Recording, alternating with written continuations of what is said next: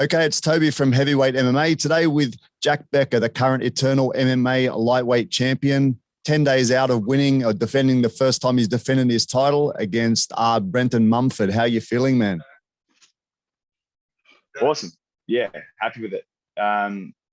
It was a good weekend. We went over there. There was 3 of us. We went over there with a team. There's about 10 of us all up. And we came back with 3 wins. So we can't ask for anything more than that. It was clean sweep, and it was a good weekend, good bit of fun with the boys. And the results showed from the hard work that we put in for it. So I don't know what more to say. We nailed it. Okay, so you actually said in an interview earlier that your strengths were better than his. And on the week before, I was talking to Jack Jenkins, and my prediction was that you would take out Brenton Mumford. I said you were going to be the winner because I kind of like your athleticism, your flow a little bit more. And my prediction came correct too, man. So well done. I've been training for a while, and I've just got to a point where I've done it long enough to understand myself and understand where I'm at, and then also understand what I'm looking at. I think you could a while back, I could watch a fighter and just be like, he won, and that's all I could take from it. But now I'm at a point where I can watch someone and just be like, that's not enough. Like, of course, there's bits and pieces of punches that could put a person to sleep. If you move into the wrong direction at the wrong time, it's game over, unfortunately. But for the most part, what I watch, I can see it, and it can give me a lot of confidence because I know what I can handle and I know what I can do to people. So that's what I mean. I've watched enough of him to know that my strengths outweigh his strengths in the sense that if I put him where I want, it's game over. And I showed that. So that's where I'm at with it. And I respected his strengths too. But at the same time, like in that whole striker versus grappler scenario, you got to pitch a perfect game. You got to strike, move, and either finish them, or your movement has to be on point perfectly. And unfortunately, I got hold of him for his sake. I got hold of him early, and the strategy for that one was get on him, make him feel the wrestling, and then just keep him worried about it, and then see where it goes. Fortunately for me, that's where it ended up. I put him in a position. I tied him out, and something presented itself, and I took it. Yeah, man, looking at your fights, you've got quite a few wins from different methods, though. You've got different ones from strikes and some from submissions. And some of your fights, you tend to kind of stand up a lot anyway, right? You'd consider your style a pretty well-rounded style, right? Yeah, I do now. In the beginning, I lent more to where I was comfortable because my base was more so jiu-jitsu. I didn't do a whole heap of striking. And then now I consider myself a much more well-rounded athlete. And then that's what I wanted to achieve, really. I wanted it to be well-rounded, and I wanted to go into fights and say, like, wherever this ends up, let's make it exciting, and let's have a good time. Let's go. That was my goal, and I feel like I'm there now, and it's super exciting to just want to get back in and go again. That's good, man. Talking of exciting, man, I know it's not a good memory for you probably in a way, but that Callan Potter fight, I really liked the way that ebbed and flowed, and that was a really exciting fight. It's the one that kind of sticks out in my mind of your fights that I've watched. That was a wild one. And it's like, talking about a loss is not, it's not a sore point. That's something that shaped me to where I am right now. So if you're going to be the type of person that's going to just block out your losses and just pretend it didn't happen, you got something that you need to deal with, because you've not accepted it. And I accepted that was an awesome fight. It was strangely enough one of my most favorite fights in some senses, because it was wild and people loved it, and it was crazy. There was back and forth. I didn't get the win, which sucks, but that's what it's about. Like, go in, give you everything that you can, and hope that you show what you're capable of. And I showed a lot of what I'm capable of. Unfortunately, it wasn't enough to win.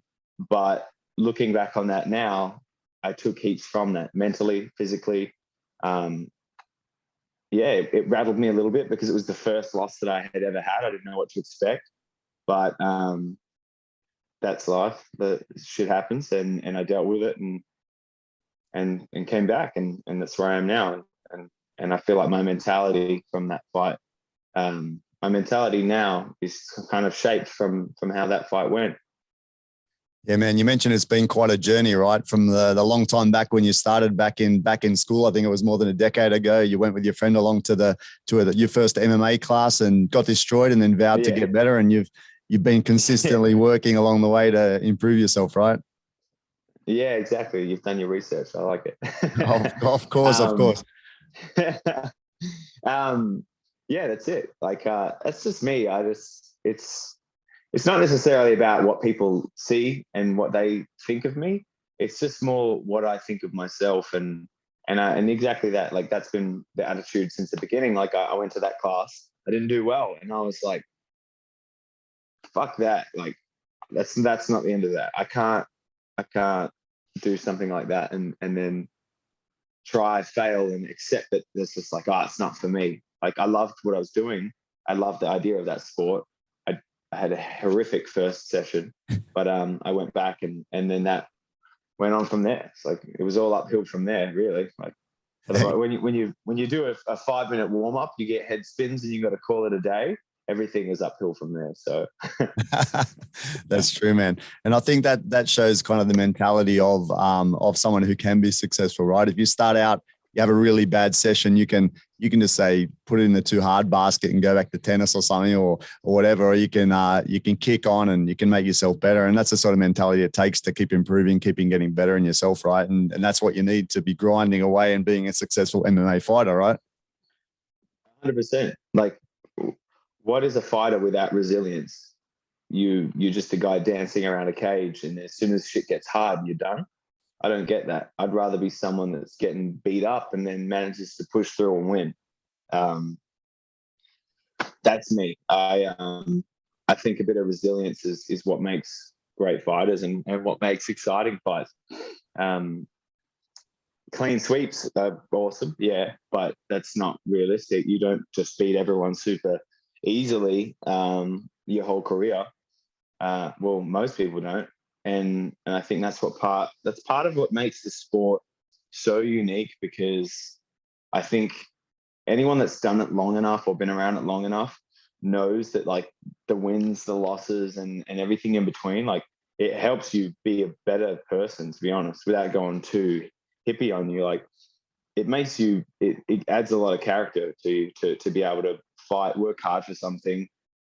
Even work hard for something that you think you deserve and lose. I think I said it on something the other day, but yeah, like that adds a lot to you as a person. So I think it's the sport's done a lot for me in my life. So I love it, and that's why I just want to keep going and keep progressing.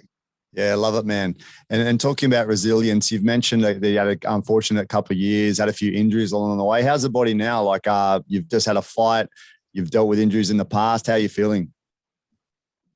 That's the sport, man. The sport is dealing with whatever gets thrown at you. Like, it's a constant fight, whether you're actually in a cage or not. Like, yeah, our sport there's heaps of risks to it. You get punched, kicked, twisted, taken down. There's a million things that can happen to you. And looking after your body is part of that. So yeah, injuries come. I had a bit of time off.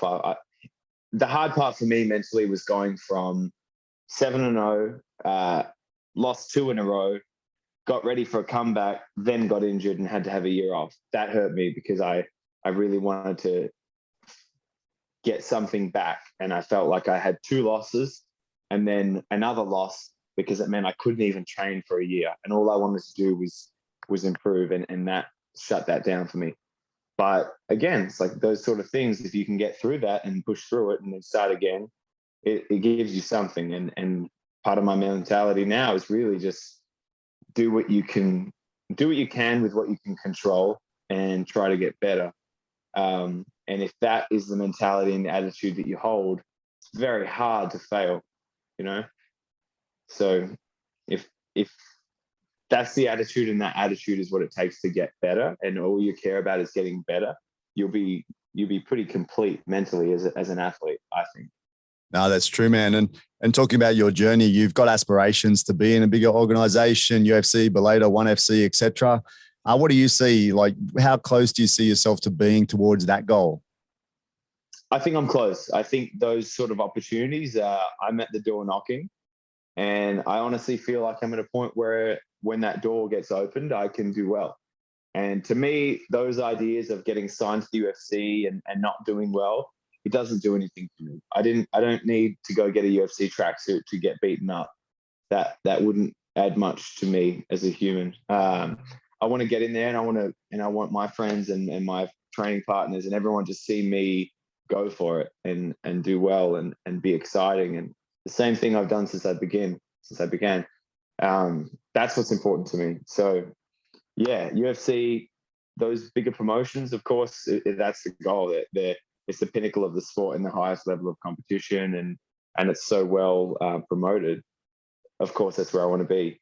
But to me, it's just when the door opens. Like, let's go.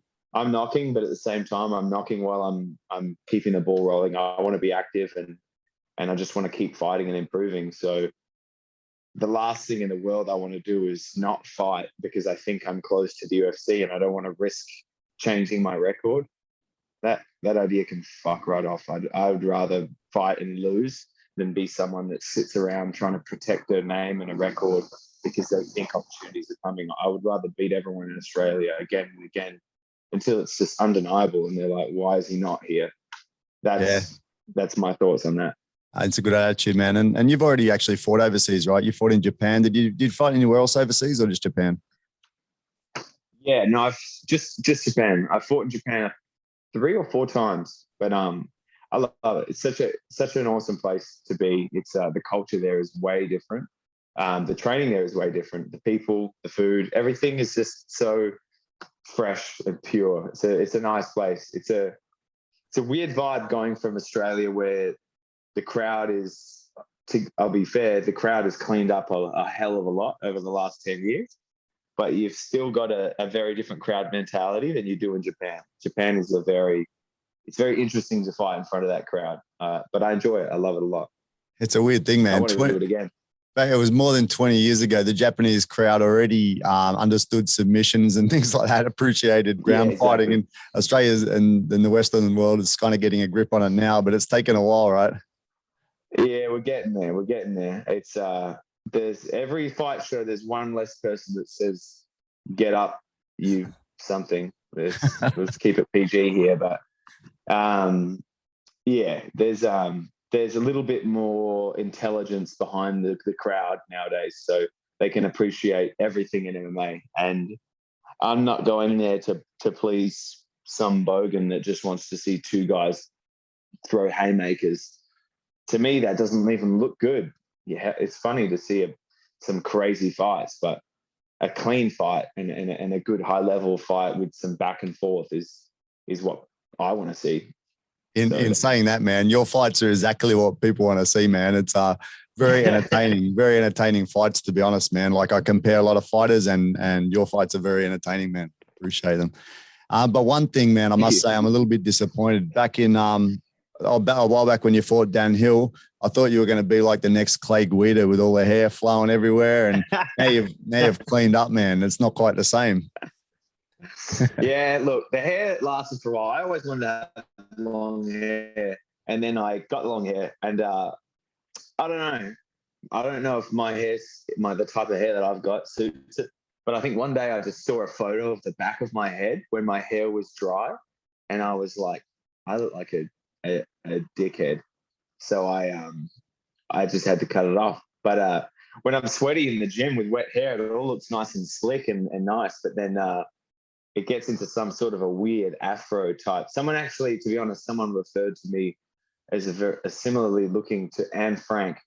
And when I Googled a picture, if you Google Anne Frank, the top 3 hits, you know exactly what you're looking at. And that's what I saw. So I had to go to the hairdresser. Are you doing that right now? Oh, no, I'll just write it down. If I can remember, I'll pop a little pitch up now that you're talking and everyone can have a look. Yeah, look, when someone referred me to that, I was just like, took a picture of me as well. I was like, yeah, call the barbershop, let's do it. But, all right, man. Hey, man, I just want to know, like, what's your immediate plans? Is there anything on the horizon, anything you're looking towards for 2022? 2022 is, I'm just excited to just have the ball rolling once. It's going to be February. My first fight will be February or after. The last 5 months doing the downhill straight into the Brenton Mumford fight, almost.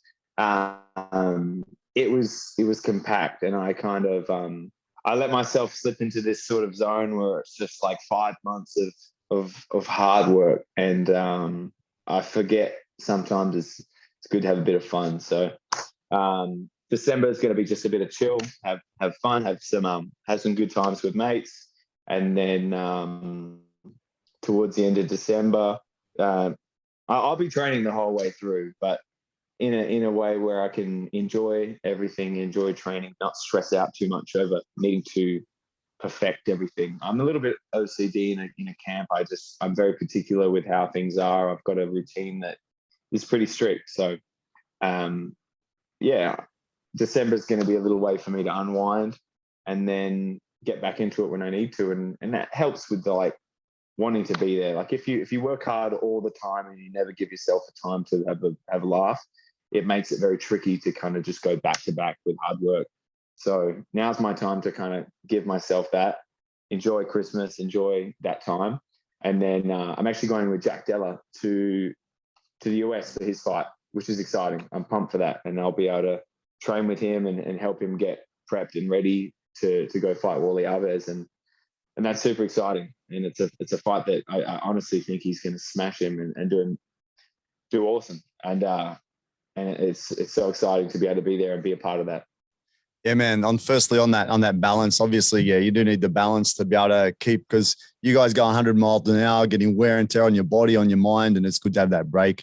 And then again, also on Jack, looking forward. And why do you guys all have to be called Jack Della, Jack Jenkins, Jack Becker? It's confusing me now, man. But anyway, yeah, all the Jacks. Good luck to everyone in 2022, man. Jacks I hope you do. Taking over. The Jacks are taking over MMA. That's it. Yeah. All right, man. So I want to thank you for your time, man. And hopefully I'd like to catch you again closer to one of your fights. We can talk a little bit more about your training, et cetera, if that's all right, man. Yeah, absolutely. For sure. Down whenever, man. All right, man. Thank you so much, and catch you soon. Cheers, man. All right, bro. Catch you soon.